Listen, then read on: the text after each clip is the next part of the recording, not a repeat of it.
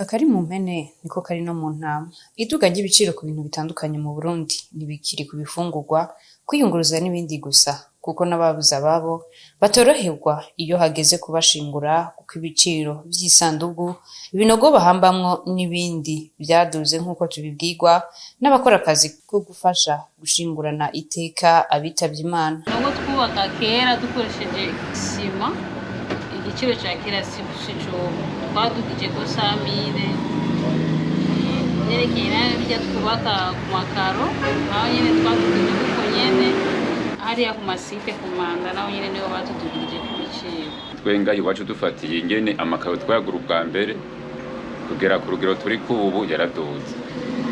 Urumva dufashe nk'ukuntu twashobora kubaka amakaro emetereka y'amafayasi ikiri kuri 16.000, bonaho emetereka y'amafayasi urabona ko isigaye igurwa ibihumbi 28. Dufate nk'ukuntu twara twubaka ikinogo amafaranga aciyongera ko dufashe ikinogo twara twubaka kikadutwara amafaranga 700, ubu caciye kigwa ku mafaranga na miliyoni.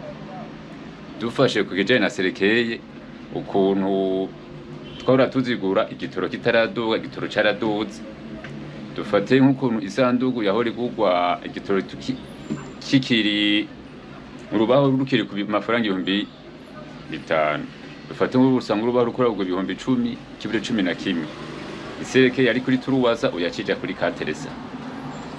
Bivanye n'ingene hindagurika ryagiye rirahindagurika ry'ibintu bikagenda biraduga. Abo bakora ako kazi bagasaba ko bokorohezwa mu kuronswa ibitoro kuko ari kimwe mu bituma baduza ibiciro. Ico twosaba nk'abadukurira nuko bodufasha izi modoka zitwara ibi vyo guhamba aya mamarike navuze aho babonye limuzini canke izinuwa bakaza baradufasha natwe kugira turonke igitoro ku mwanya kugira ntiduze ducereze abantu. Mwomenya ko ivyaduze atari ivyo gusa kuko naho babika bitavye Imana kugira ntibononekare mu rurimi rw'igifaransa vyaduze.